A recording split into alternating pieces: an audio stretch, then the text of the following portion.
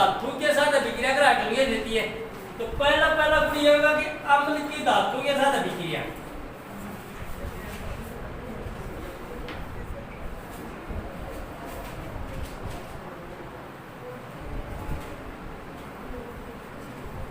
धातु के साथ अभिक्रिया।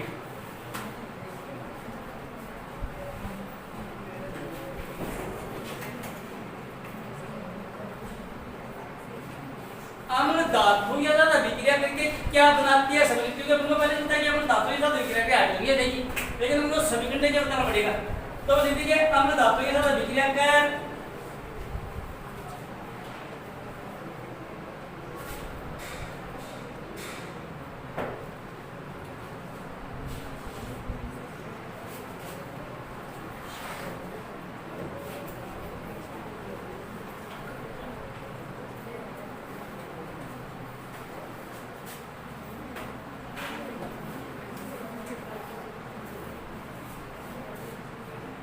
ये बात लिखनी पड़ेगी। अम्ल धातु के साथ अभिक्रिया कर हाइड्रोजन गैस देते हैं। समीकरण देखिए नीचे दो कम से कम Zn प्लस H2SO4 बराबर ZnSO4 प्लस H2। ये बात होगी धातु जिंक अम्ल सल्फ्यूरिक एसिड, जिंक सल्फेट और हाइड्रोजन। और ये बात को लिखिए कि अम्ल धातु के साथ अभिक्रिया कर हाइड्रोजन गैस देते हैं। दूसरा समीकरण लिख दीजिए हमने Cu copper plus H2SO4 CuSO4 plus H2। Copper sulphate बन गया, हाइड्रोजन गैस बन गई। तीसरा दे दीजिए अपन एपीफेरस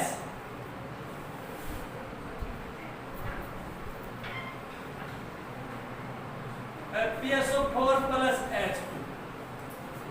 तो ये तो हम लोग का पहला गुण हो गया कि अम्ल धातु के साथ अभिक्रिया कर हाइड्रोजन गैस देते हैं।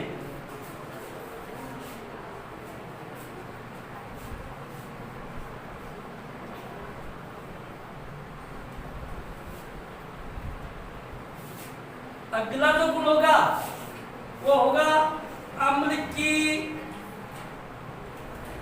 धातु कार्बोनेट के साथ अभिक्रिया।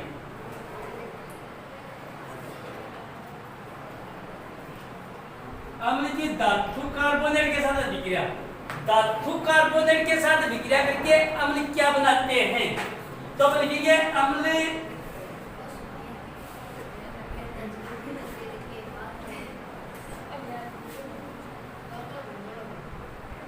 धातु कार्बोनेट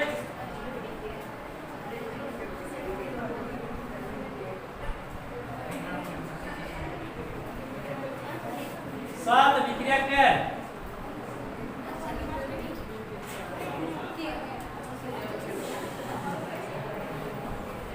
शॉर्ट में क्या देते हैं?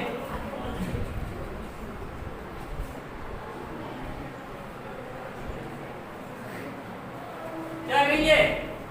अम्ल वो धातु कार्बोनेट के साथ अभिक्रिया करके कार्बन डाइऑक्साइड गैस देते हैं। क्या लिखेंगे नीचे? धातु कार्बोनेट Na2CO3 सोडियम कार्बोनेट हो गया, धातु कार्बोनेट प्लस हाइड्रोक्लोरिक अम्ल, दोनों अभिक्रिया क्या बनाएंगे?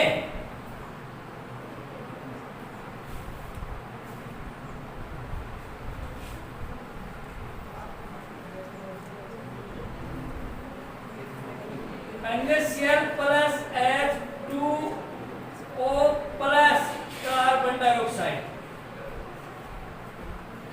ठीक है, ये देखो इधर सोडियम का दो यहाँ पर सोडियम एक है तो यहाँ पर दो लगाएंगे अपन। सोडियम दो हो गया, यहाँ पर क्लोरीन का दो हो गया तो यहाँ पर दो लगाएंगे अपन। पानी का दो, हाइड्रोजन का दो, ये रहा हाइड्रोजन का दो, ये ऑक्सीजन दो और एक तीन और ये ऑक्सीजन का तीन रहा। तो धातु कार्बोनेट के साथ बना के सोडियम कार्बोनेट प्लस HCl बराबर NaCl प्लस H2O प्लस देती है। दूसरा समीकरण हो जाएगा इसका आपका NaHCO3 सोडियम बाइकार्बोनेट, ये भी धातु कार्बोनेट है, तो सोडियम बाइकार्बोनेट प्लस HCl बराबर हो जाएगा NaCl plus H2O plus CO2। Sodium chloride जल और कार्बन डाइऑक्साइड, तो अम्ल वो धातु कार्बोनेट के साथ अभिक्रिया करके कार्बन डाइऑक्साइड गैस देता है।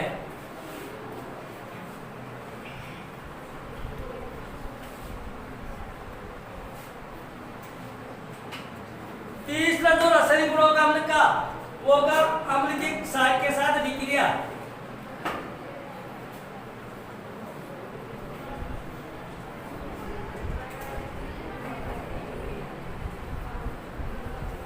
अम्ल की क्षार के साथ अभिक्रिया, क्षार के साथ अभिक्रिया करके अम्ल क्या देते हैं, तो हम बताइए अम्ल क्षार के साथ अभिक्रिया कर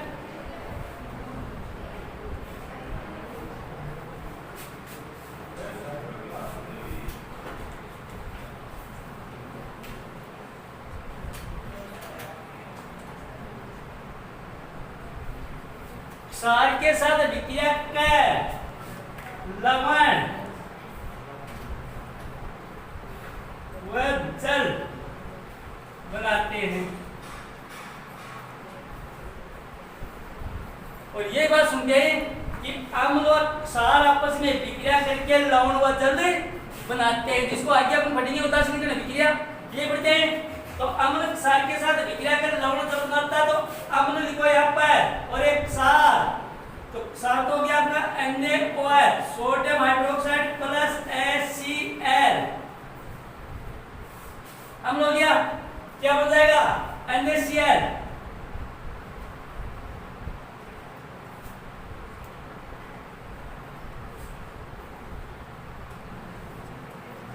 लवणोत्सर्ग तो बन रहा है, तो NaCl बराबर NaCl बन रहा है H2O, ये अंदर आपका ये Cl और ये H2O, तो अम्ल लवण अम्ल लवण क्षार के साथ विक्रिया करके लवण और जल बनाता है। दूसरा समझ क्या हो गया QH potassium hydroxide plus HCl बराबर पोटेशियम क्लोराइड प्लस H2O हो जाएगा। एक से मतलब क्या भी हो जाएगा, क्यों जब पोटेशियम हाइड्रोक्साइड है HCl, तो पोटेशियम क्लोराइड यहाँ पर सोडियम था, तो सोडियम क्लोराइड बन गया, यहाँ पर पोटेशियम क्लोराइड हो जाएगा, पानी बन जाएगा। तो ये हो गए आपके अम्लों के रासायनिक गुण, ठीक है।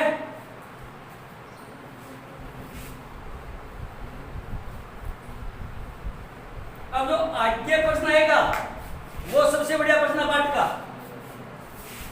क्या प्रश्न है, पहले एक बार पढ़ा था अपना, बात हुई थी अम्लों के गुणों की, तो यहाँ पर एक गुण पढ़ा था कि अम्ल है वो धातु के साथ अभिक्रिया कर हाइड्रोजन गैस देते हैं, ये बात पढ़ी थी।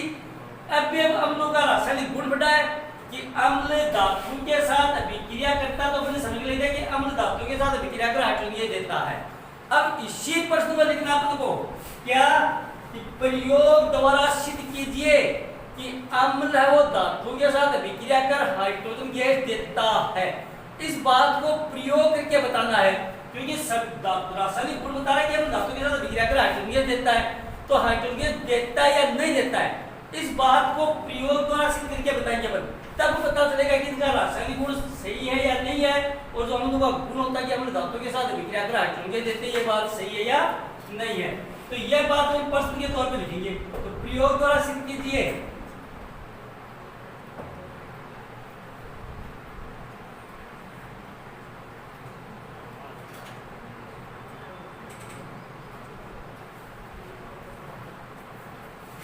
प्रयोग द्वारा सिद्ध कीजिए कि अम्ल धातु के साथ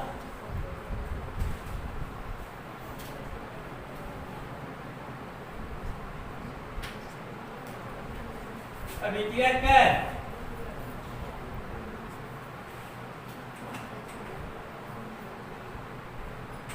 हाइड्रोजन गैस देते हैं। ये बात प्रयोग करके बतानी पड़ेगी अपन को। और सबसे बढ़िया प्रश्न ये पार्ट, क्या बताएंगे उत्तर में अपन? पहले चित्र बनाएंगे। चित्र अगर सही सलामत समझ में आ गया तो फिर जो चित्र की थ्योरी है वो अपने आप लिख देंगे। सिर्फ चित्र सुनना, आपको चित्र अगर आ जाएगा तो फिर पूरा प्रश्न हो जाएगा। सबसे पहले क्या करेंगे अपन? एक बोतल लेते हैं,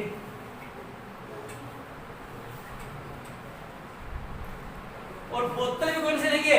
जिस बोतल के दो मुंह होते, इस बोतल के दो मुंह होते, तो बोलेंगे दो मुंह वाली एक बोतल लेते हैं।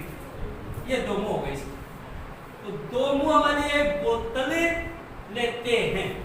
इस बोतल का नाम, जिस बोतल के दो मुंह होते हैं, इसका नाम होता है वुल्लभ बोतल। वुल्लभ बोतल,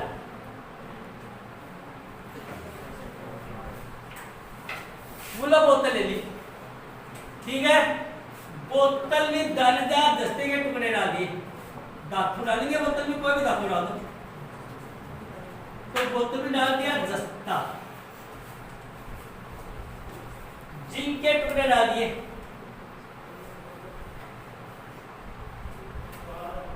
और वो भी कौन से? दानेदार जस्ते के टुकड़े डाल दिए, ठीक है। अब बोतल के दो मुंह हैं, एक मुंह में तो डाल दिया तरह कीप होता है इस आकार का, कीप होता है कीप, जिसका नाम होता है थिस्सेल कीप।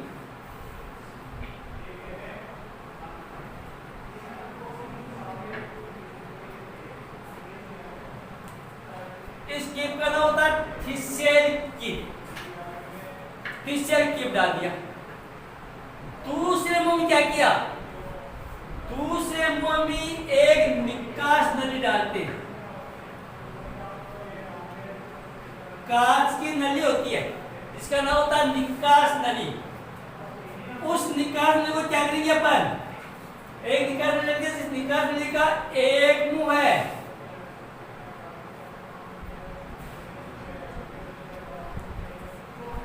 एक मुंह तो रखेंगे बोतल में, और दूसरा मुंह कहां पर रखेंगे? इसका दूसरा मुंह रखेंगे इधर। इस तरह का पात्र होता है जिसका नाम होता है द्रोणिका।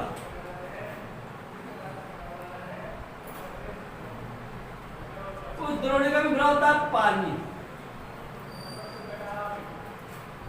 पानी के ऊपर रखा होता है, उसमें इस तरह का मंच होता है जालीदार, जिसका नाम होता है मधु। जिस तरह मक्खी के छत्ते में छेद होते हैं ना, मधु मंच। द्रोणिका में लिखे मधु मंच, मधुकोश मंच। कोश का मतलब छिद्र है, मधुकोश मंच। और इस मधुकोश मंच के ऊपर रखा होता है गैस जार, इसका नाम होता है गैस जार।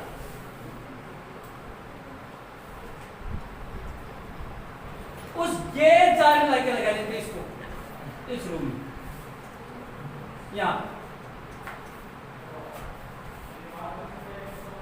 इसका नाम होता है निकास नली।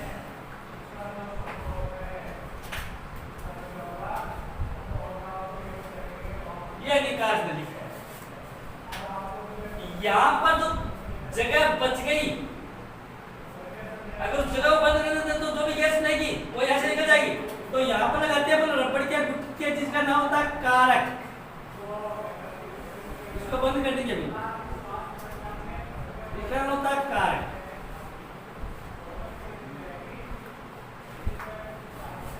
ठीक है, यहां पर लिखेंगे H2 गैस,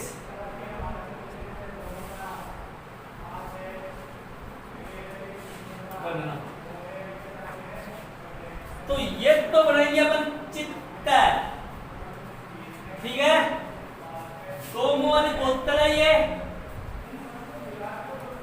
बोतल भी इसका नाम बोतल होता है, उस दिन डाल दिया 10 के टुकड़े डाले, ठीक है। एक मुंह में तीसरा कील लगा दिया, दूसरे में निकास लगा दी, और निकालने का दूसरा मुंह पानी से भाई दुर्गामी देखिए ये जार में लगा देते हैं, यहाँ पर कार लगा देंगे।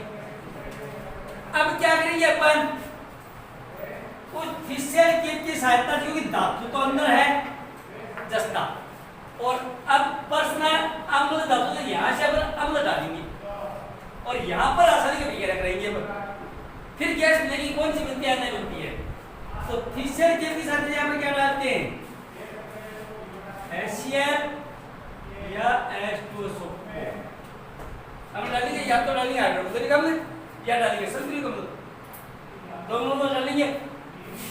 बोतल में जस्ता पहले से ऊपर से हम डाला अपन, हम धीरे धीरे डालेंगे, एक साथ नहीं डालेंगे कि एक साथ बराबर के अंदर डाल दिया, क्योंकि आगे प्रश्न आएगा कि जब भी पानी से भरे किसी बर्तन में अम्ल को डालते हैं अपन, तो अम्ल धीरे धीरे डालते हैं, एक साथ नहीं डालेंगे, क्योंकि अगर एक साथ डालेंगे तो एक साथ रासायनिक विक्रिया होगी और तो पात्र से टूटने का शुरू हो जाएगा, डालने वाला जल जाएगा। इन्हें धीरे धीरे डालेंगे, यहाँ पर क्या बनेगी HCl वो धीरे धीरे डालेंगे बूंद बूंद के रूप में। जैसे ही अम्ल डालेंगे तो दो चीज एक जगह हो गई, एक तो क्या हो गया जस्ता, और एक हो गई आपकी H2SO4, और दो रासायनिक पदार्थ एक जगह होंगे तो अभिक्रिया होगी, और अभिक्रिया अभी लिखिए अपनी क्या,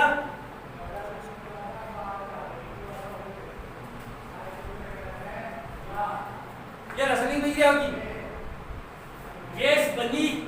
अब बनी कोई से को पता नहीं है, यहाँ पर गैस बनी, वो गैस निकास नली के द्वारा होती हुई यहाँ से आएगी पानी में, और पानी के ठार विधि के द्वारा इसमें विकसित हो जाएगी, ये गैस है यहाँ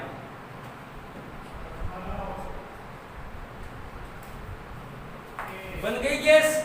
बनने के बाद में क्या करेंगे, इस जार को यहाँ से हटाएंगे और हटा करके इसको अलग करेंगे। अलग करके क्या करेंगे, अपन को पहचान ये करनी है कि इस जार में जो गैस है वो गैस कौन सी है। तो अपन क्या करेंगे, माचिस की तीली जलाएंगे और माचिस की तीली जला करके इस गैस जार के पास लाएंगे। जब माचिस की तीली गैस जार के पास लाएंगे तो माचिस की तीली है वो क्या करेगी,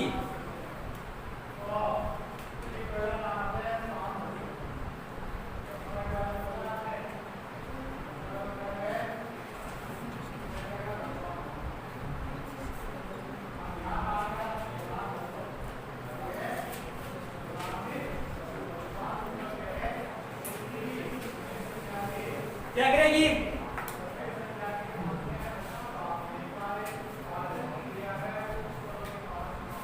जल रही है। जैसे जब लाएंगे तो वो और तेज लेगी और साथ में आवाज निकालेगी फट फट की ध्वनि। अपनी आवाज सुना देगी, फट फट की आवाज के साथ वो और तेजी से जलेगी। जैसे फट फट की ध्वनि आती है और जलती और तेजी से जलती है, अपन तुरंत पहचान कर लेंगे कि जार में भरी हुई गैस कौन सी है, हाइड्रोजन गैस है।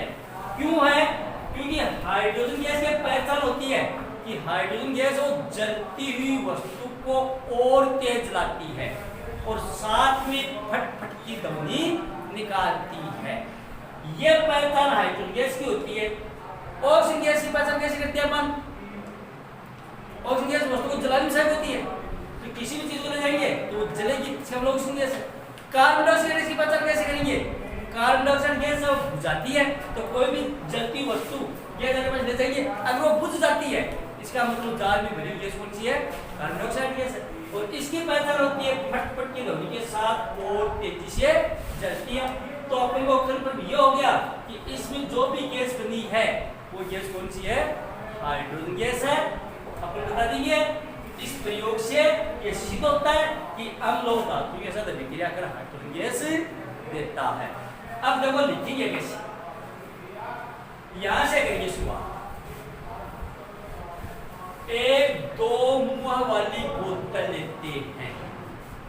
चित्र देख देखिए, एक दो मुंह वाली बोतल लेते हैं, जिसे गुल्ल बोतल कहा जाता है।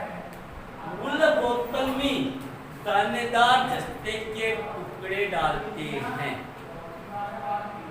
बोतल के एक मुंह में जिससे कीप लगाते हैं, वह दूसरे में निकास नली लगाते हैं। निकास नली का दूसरा मुंह है पानी से भरी द्रोणिका में रखे गैस जार में लगाते हैं। बोतल के दोनों मुंह में कारक लगा देते हैं। खिस्सेल की सहायता से धीरे धीरे अम्ल डालते हैं। बोतल के अंदर रासायनिक अभिक्रिया होती है। यह अभिक्रिया लिखेंगे।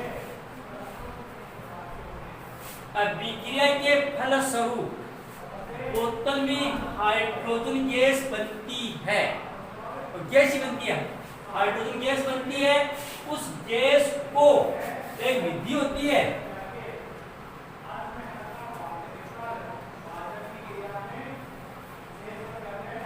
इस गैस को पानी की हटाव विधि के द्वारा गैस जार में एकत्रित कर लिया जाता है। फिर गैस जार के पास जलती हुई माचिस की तीली लाते हैं। तो तीली है वो फट फट की ध्वनि के साथ और तेजी से जलने लगती है।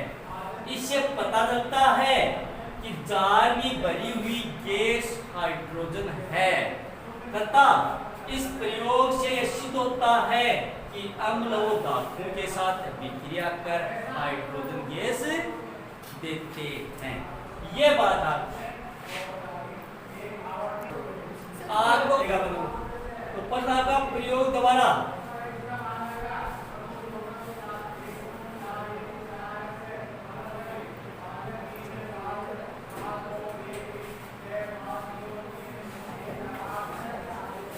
सिद्ध कीजिए कि अम्ल कार्बोनेट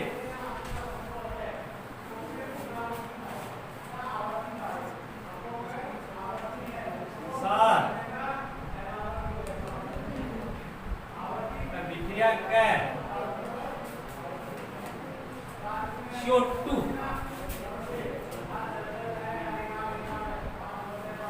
ये देते हैं। ये बना प्रयोग द्वारा सिद्ध कीजिए कि अम्ल धातु कार्बोनेट के साथ अभिक्रिया कर कार्बन डाइऑक्साइड गैस देते हैं। चित्र है, चित्र को चित्र से समझना, इसके बाद भी कोई समझे नहीं आएगी। क्या करेंगे अपन, एक कठोर कांच की परख नली लेंगे, मजबूत कांच की परख नली, इस तरह इसका नाम होता है परख नली।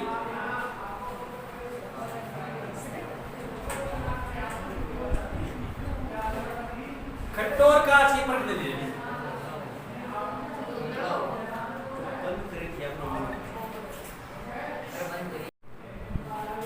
हाँ, तो क्या करें, सबसे पहले कठोर कांच के परख नली लेंगे अपन, ठीक है।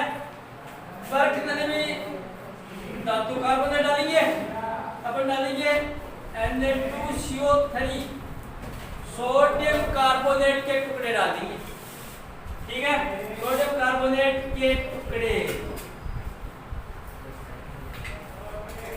सोडियम कार्बोनेट टुकड़े डाल दिए। टुकड़े डालने के बाद क्या करेंगे, परख नली को स्टैंड पर अच्छी तरह से कर देंगे। क्योंकि कांच के तो यहाँ पर पहले रबड़ के गुटके लगानी पड़ेंगे, नहीं तो टूट जाएगी किसी के। तो परख नली को स्टैंड पर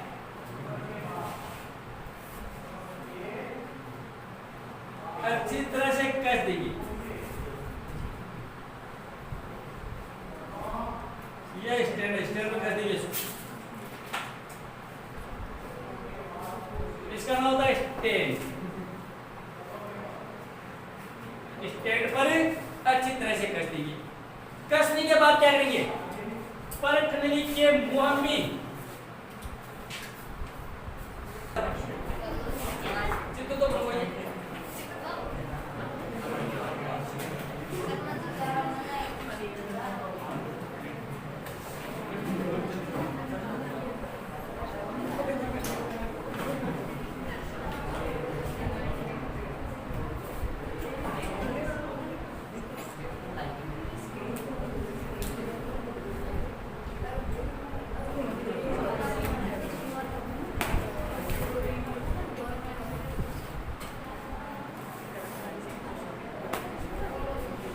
इसके बाद क्या करेंगे अपन, इसके मुंह में दो छिद्र वाला कारक लगाएंगे, दो छिद्र वाला कारक लगाएंगे। एक मुंह में तीसरी कीप लगाएंगे अपन और दूसरे में वही निकाल नली। एक मुंह में तीसरी कीप और दूसरे में निकाल नली का दूसरा सिरा वो का वही।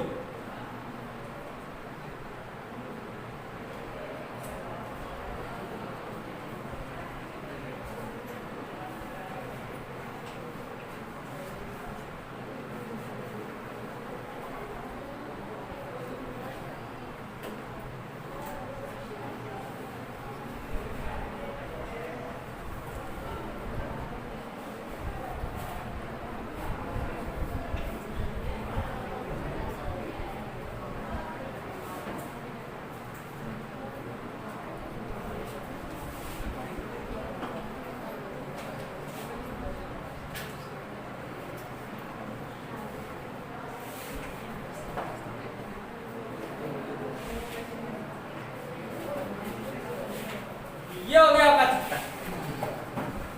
ठीक है। तो बात यहां तक होगी थी टोरकाल से परख नली दे दी अपनी। परख नली में सोडियम कार्बोनेट के टुकड़े डालते हैं, परख नली को स्टैंड पर अच्छी तरह से कस देते हैं। परख नली के मुंह में दो छिद्र वाला कारक लगाते हैं, एक में तीसरे कीप लगा दिया और दूसरे में निकास नली लगा दी।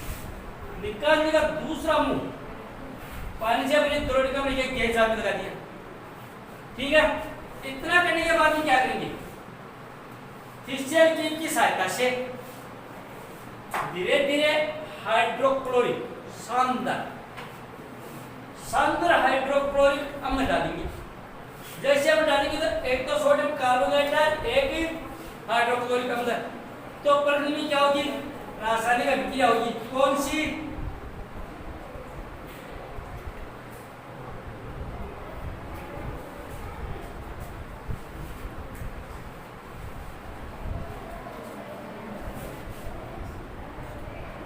यह अभिक्रिया होगी अंदर।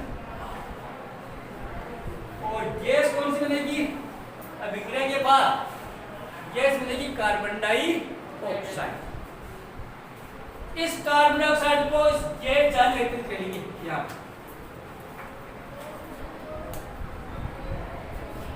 इसके बाद क्या करेंगे, गैस जाल को अलग करेंगे और गैस जाल के पास जलती माचिस की तीली लाएंगे। तो माचिस की तीली क्या हो जाएगी, बुझ जाएगी, क्योंकि कार्बन डाइऑक्साइड गैस का उपयोग आग बुझाने के लिए होता है। तो माचिस की तीली बुझ जाएगी। जैसे माचिस की तीली बुझ गई तो अपन को पता चल गया कि इसका मतलब ये जार की गैस कौन सी है, कार्बन डाइऑक्साइड गैस है, क्योंकि कार्बन डाइऑक्साइड गैस का उपयोग आग बुझाने के लिए होता है। और बता दिए इस प्रयोग से सिद्ध होता है कि जार में अतिरिक्त गैस कार्बन डाइऑक्साइड गैस है। इस प्रयोग से सिद्ध होता है कि अम्ल व धातु कार्बोनेट के साथ अभिक्रिया करके कार्बन डाइऑक्साइड गैस बनाता है। यह हो गया आपका चित्र। लिखिए कैसे शब्दों में, कठोर कांच की एक परख नली लेते हैं, कठोर कांच की एक परख नली लेते हैं, परख नली में सोडियम कार्बोनेट के टुकड़े डालते हैं, परख नली को स्टैंड पर अच्छी तरह से कस देते हैं, परख नली के मुंह में दो छिद्र वाला कारक लगाते हैं, कारक के एक मुंह में थिसेल कीप वह दूसरे में निकास नली लगाते हैं। निकास नली का दूसरा मुंह है पानी से भरी द्रोणिका में रखे गैस जार में लगा देते हैं। फिशेल की सहायता से धीरे धीरे शानदार हाइड्रोक्लोरिक अम्ल डालते हैं। परख नली में रासायनिक अभिक्रिया होती है। यह समीकरण की अभिक्रिया का अभिक्रिया के फलस्वरूप परख नली में कार्बन डाइऑक्साइड गैस बनती है। वो गैस उस गैस को निकास नली के द्वारा गैस जार में एकत्रित कर लिया जाता है। फिर गैस जार के पास जलती हुई माचिस की तिल्ली ले जाते हैं तो तिल्ली बुझ जाती है। इससे पता चलता है कि गैस जार में एकत्रित गैस कार्बन डाइऑक्साइड गैस है तथा इस प्रयोग से सिद्ध होता है